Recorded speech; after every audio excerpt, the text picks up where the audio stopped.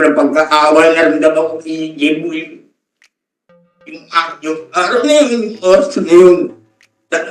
Alam ko kagad may idea ako paano nangyari kay Jimboy yun.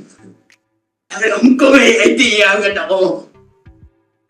Alam nyo, mga pulis, alam ko, biktima rin po kayo dito dahil ng maling impormasyon na tinanggap nyo, pero kailangan pagdusahan natin kung anong dapat natin pagdusahan dito. Dahil, alam ng Diyos, higit po sa lahat, buhay. Diyos lang po, tanging nakakaalam. Sino ang dapat? Ako ang hangad pa lang po talaga dito, hindi tayo magkakalaban. May lamat lang namin yung katotohanan. Dahil wala naman po kami lalaban sa usigati ko. Pera-pera lang, wala. Dahil kami nga po yung mga naghahanap buhay, na hinahanap pa namin yung kinabubuhay namin. Dahil mangingisda lang po kami. Manong Nick, Yes po, Your Honor. Mali po yung sabihin mo na wala tayong panglaban. May gobyerno tayo, nalalaman po sa inyo. Yung piskalya natin na mag-prosecute ng kaso, hindi po yan babayaran. Hindi kayo kailangan maglabas ng pera. So, alam ko frustration mo. Mahirap din ako. Anak rin ako ng tricycle driver. Alam ko gaano kahirap ang buhay. Pero sa ngayon, wag baguhin natin yung ating paningin na porque mahirap tayo, wala na tayong pag-asa sa hustisya. May gobyerno po tayo na mag-alaga sa atin. Pabayaan natin sa piskalya yan. Sige lang, naintindihan kita. Sa committee nyo, laki po nagpapasalamat ko dahil kaming mga binigyan niyo po kami ng pagkakataon para may suwalat namin kung anong tama, kung anong mali, kung anong totoo at kung ano po yung mga balaktot na pangangatiran. Yes, at kami po. Salamat po sa inyo. Kami po ay nagpasalamat sa iyo na nagtiwala ka dito sa aming committee at ikaw ay dumulog sa aming imbitasyon. Nagpasalamat po kami sa iyo at nagtiwala ka. At least may tiwala ka pa rin sa gobyerno. Maraming salamat at nagtiwala ka. Thank you. Mr. Chair. Mr. Chair. Mr. Chair, Sir Nicanor, dagdagan ko lang yung sinabi, ano po. Actually, hindi sa inyo eh. Sa 6 po, sa 19, sa 2 team captain at assistant team leader, at yung 2 pong investigador. Kung sa 3 pagdinig hindi pa kayo naantig sa lahat ng mga tanong namin na gustong malaman ano ba talaga nangyari para makapagrekomenda ng hustisya para sa pamilya, pakinggan nyo na lang po yung sinabi ni Sir Nicanor na ang Diyos lang nakakaalam. Diyos ang nakakaalam ng lahat. At sana maantig kayo kahit sa luha niya. Luha din ng buong pamilya nila. Sabi niya, mga simpleng mangingisda sila. Sus Mariosep, siguro hindi po sila makatuntong dito sa kwarto sa Senado or kaya sa House. Sana merong isa sa 23 ninyo na magsabi ng totoo para naman bigyan ng hustisya sina Sir Nicanor. Bigyan ng hustisya si Jemboy. Mr. Chair. At alam naman natin na kayong lahat dyan, hindi man kayo galing sa mayamang pamilya. Diba? Mahirap din kayo. Galing kayo sa mahirap na pamilya. At ngayon, alam ko na problema kayo ngayon kung anong kasasapitan sa inyong career after this investigation. Alam ko nangangamba kayo. Paano nyo buhayin ang pamilya ninyo kapag kayo'y matanggal sa serbisyo? So hindi ito laban ng mayaman at mahirap. Laban ito ng hustisya at inhustisya. Justice versus injustice itong labanan na ito. Kaya tayo, pareho tayo mahirap. Kita niyo, hindi ba mangyari yan sa tatay ninyo? Hindi ba yan pwede mangyari sa kapatid ninyo? Yung kinasapitan nila ngayon? Mahirap lang ng pamilya natin, di ba? Pwede rin tayo maging biktima ng injustice sa pang-aabuso. Kaya sana itong pagdinig na ito, you open your hearts. You open your hearts. Hirap. Kita mo kung gaano kahirap maging mahirap. At alam kong tayo ay lahat mahirap. Hindi kayo anak na mayaman. Otherwise, kung mayaman kayo, hindi kayo nagpulis. So huwag niyong kalimutan porque meron na kayong tsapa. Dapat yung tsapa ninyo, gamitin ninyo yan para makatulong sa mahirap. Hindi para mag-api ng mahirap. Yan ang papel natin dito sa mundo. Mapulis ka man o anong papel mo dito sa mundo, sa pagiging tao natin, dapat tayo ay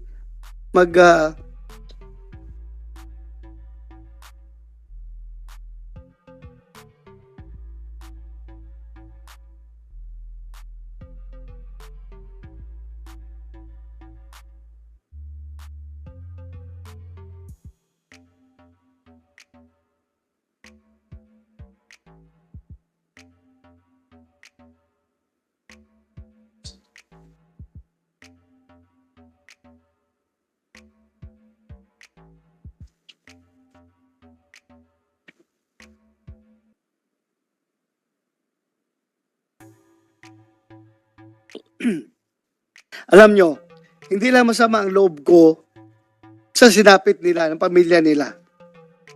Masama rin ang loob ko para sa inyo. Para sa inyo. Alam ko man na hindi kayo lahat masamang tao. Pero dahil sa pangyayaring ito, somebody has to suffer. Somebody has to answer sa pangyayaring ito. Meron sa inyo mananagot. Meron sa inyo mananagot.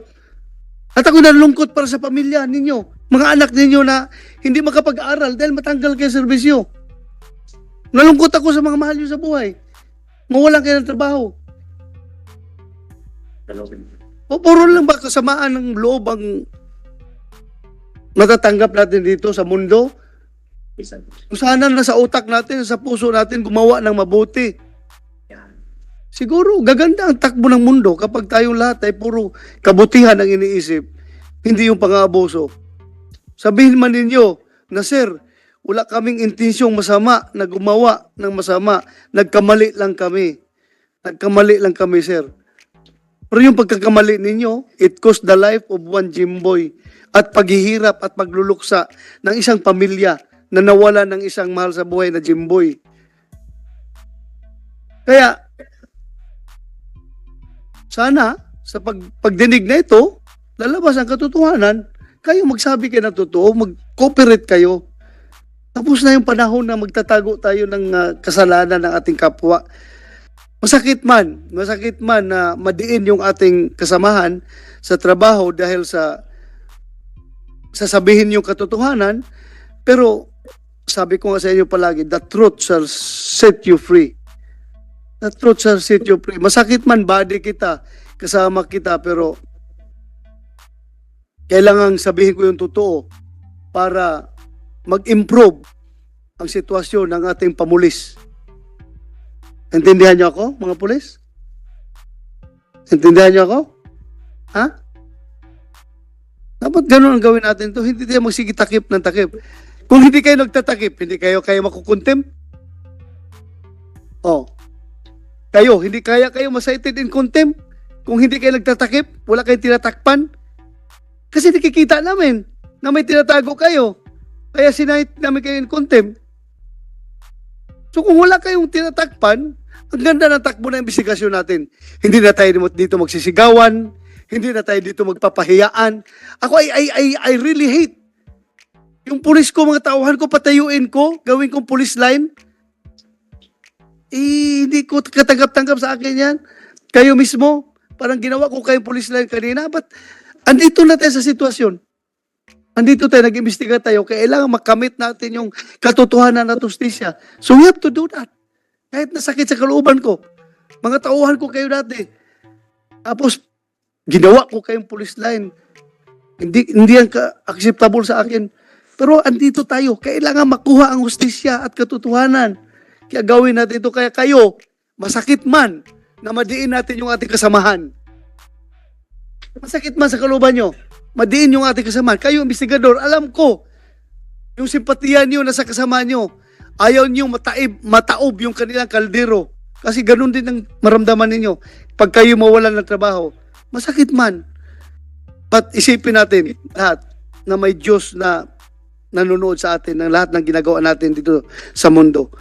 kung hindi mahuli, hindi madiscover yung kalukuhan na ginagawa natin dito sa mundo, pagdating sa langit, mananagot tayo kay Lord sa ating lahat ng ginagawa.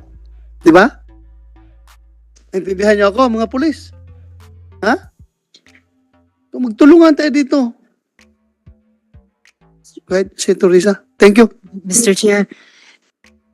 Sir Nicanor, maraming salamat po sa inyo. Kay Miss Jessa, sa buong pamilya ninyo sa... Madam, meron lang po sanang... Opo, Sir Nicanor. Kapag po kay Sir Galvez po. Kasi po, nagpunta po siya sa bahay namin. Hindi ko po alam kung ano rason niya pa para magpunta po sa may bahay namin. Sino po pumunta sa bahay nyo? Si Sir Galvez po, mismong Si Mr. Galvez pumunta sa bahay po nyo. namin ang sabi na hinahanap po ako. Tama ko ano po ba ang rason para hanapin niya pa ako. Kasi alam ko, madam, hindi ba si Sir Galvez, floating ba yun o naka-relieve? Pumunta si Sir Galvez sa bahay nyo para hanapin kayo. Opo, hinahanap po ako. Sabi ng kapitbahay. Kasi kilala po siya kasi minsan ko nga siya napunta sa bahay. Nung mabigay ko sa kanya yung hinahanap? Your Honor, yung sa statement niya po kasi. Kaya hinahanap ko po siya nun. Sir Nicanor, anong pakiramdam nyo sa pagbisita ni Sir Galvez sa bahay ninyo? Kaya bakit nyo ikinunento sa amin? Yung nga po, alam ko po, wala na po siya sa pag-imbestiga ng kaso. Wala na po siya sa ano. Pa rin po ako. Kasi may statement na rin po ako eh. Kasi natatakot din po ako. Yung mga anak ko, okay lang po ako yung mga anak ko. Baka madamay ko yung mga anak ko. Saka yung tatay ko po, may stroke na po yung tatay ko. Nandiyo si may Kailan po pumunta si Sir Galvez sa bahay nyo? Pero mga nakanang linggo po, kasi umuwi po ako. Kaya po ako nauwi sa amin. Ang pinangahawakan ko po, yung mga sinasabi niya na kayo po ang bahala kung anong nang mangyari sa mga pamilya niya, kayo ang mananagot. Kaya yung po naging sandata ko, yung pinangahawakan ko yung mga sinabi nito. Kaya nakauwi ako sa paghahapon. Pero pag salubong ko, nung pag-uwi ko, sinalubong ko ng kapitbahay ko, pinuwento niya agad na si Sir Galvez po, pumunta dito at hinahanap ako. So, At hindi lang po yung bang, meron din pong nakamotor, na ang tanging pinag-aanan sa akin nung, ang tanging nakausap, yung anak kong buso, saka yung kapatid kong babae, na ang figura ng lalaki, mataba siya, medyo palbo siya, pero hindi niya, sabi nga ng kapatid ko, naka-jacket na kuya, hindi ko namin alam eh. Nakasibigla lang po sila pareho, pero sa motor lang gamit na, naka-backride po isa. Then may nalaman sa may bandang pinangyarihan ng krimen doon sa lugar na pinangyarihan ni Bimboy. Ganun din, nahanap din ako. Ang tanging naging ano ko sa sarili ko, baka mamaya sila yung pumalik kay Sir Galvez at mga nakaso. Pero nakasibiglan po eh, mami. Nakasibiglan po yung dalawa. magkasabay pong dumalaw sa bahay nyo si Sir Galvez at yung dalawang nakamotor? Magkaiba po ng araw, magkaiba po. Magkaibang araw. So, may Opo. isang araw na si Sir Galvez mag-isa at may ibang araw na yung dalawang nakamotor. Opo. Pero yung nakamotor madalas daw po, umiikot pa nga sa may ilog. Ako siya nakakarating doon sa may kali ng bango. Hinahanap po ako. So, masasabi pong umaali-aligid yung dalawang nakamotor.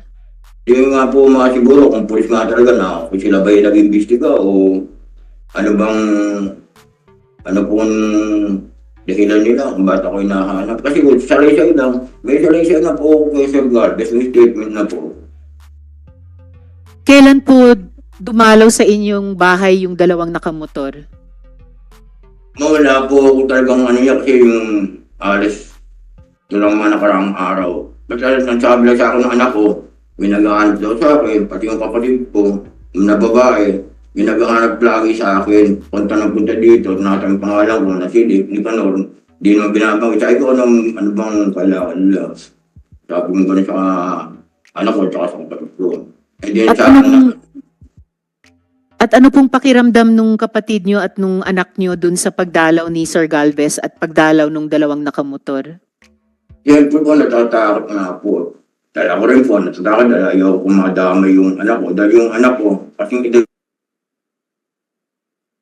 Senator Risa, Yes, Mr. Chair. Galvez, Kaya nananangagalan po ako para sa protection sa kampilit. sandali lang, Nick ha, sandali Nick.